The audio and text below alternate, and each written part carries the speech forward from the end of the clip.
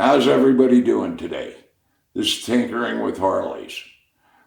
Well, the good news is we got the transmission case back from the machine shop and they were able to save it, and they did an absolute wonderful job on it. So the case has been saved, so I will be able to reuse it. And I'm going to show that to you here in a little bit. But first, I want to thank all you that have subscribed. It's great seeing the number of you that are subscribing and watching these videos. If you're watching these videos and enjoy them, by all means, subscribe. That way you'll be notified each time I put one up. Now, I've had a lot of comments from guys, a lot of suggestions. I've answered a lot of questions. It's been great. I know you guys are out there working on the bikes, and if I can help any, I'm more than happy to do that. So let me show you the transmission here. Okay, there's our transmission back.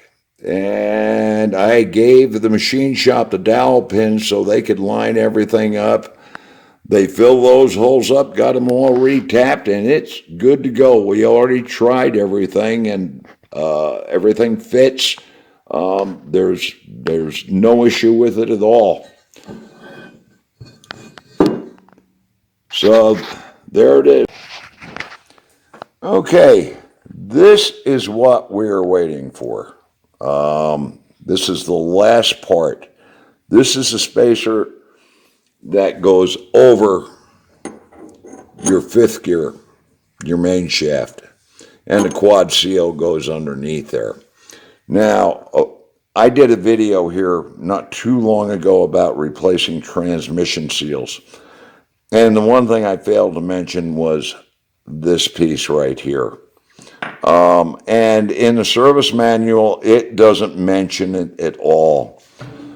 But what happens is when the seal runs, this runs underneath the seal, the main seal.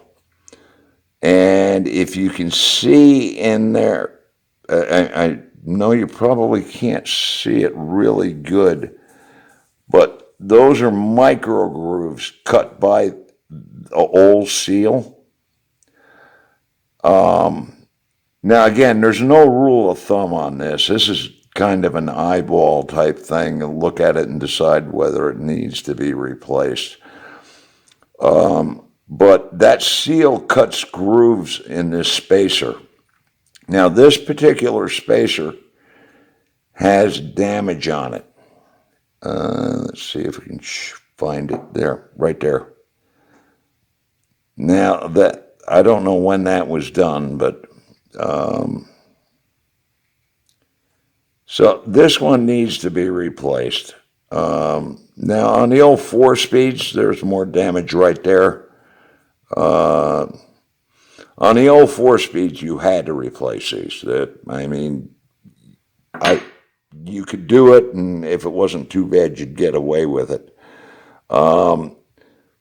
But most times, after you've done all this work, you don't want to get everything together and find out you have an oil leak and go back in it.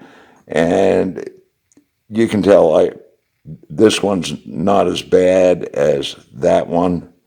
And this is an old spacer too. This is out of another transmission that I took out. Now, I usually leave it up to whoever owns the bike, whether they want this replaced. I usually recommend changing them just because you have a new seal. You don't want to put a new seal and then have these micro grooves in there and risk getting an oil leak. But you can change your seals without replacing this. As I said, there's no rule of thumb. You have to inspect this to see if it's bad. So this is what I'm waiting for right now. Okay, so we've got the transmission back. We're waiting for this piece right here, and I'll show it to you again. Maybe you can see I'm not sure the camera's going to pick it up, and I won't be able to tell till I take a look at this video, but you can see some of the damage on it. So this one definitely needs to be replaced. So it's a $30 part. So I would, like I said, I'd rather err on the side of caution than gamble. I don't want to do all this work and then find out I have to go back into the transmission and change that. So this thing's about 3 to 4 weeks back ordered. I'm hoping to get it this week, and then we're going to start to put the transmission together. So that's pretty much going to do it for today. The last video I did, I believe, was on a little bit of history of me because I'm waiting for parts. And some of the comments you guys put in were great. I know there's some other guys in their 70s like me that are still out there riding and doing it, and I think it's great. So keep the comments coming. If you've subscribed, thank you very much. I truly enjoy it. If you're watching these videos and you enjoy them, please subscribe. That way I'll notify you every time that bell will notify you every time I put a video up. So until we get the other part, I may do one more if this takes any longer on pawl shifters, because I've got a bunch of pawl shifters, including a Baker, so I can show you the differences on those. But that's pretty much going to do it for today. And again, thank you to all who have subscribed and have watched. It's really gratifying knowing that people are enjoying these. So until next time, thanks for watching, and everybody be safe out there.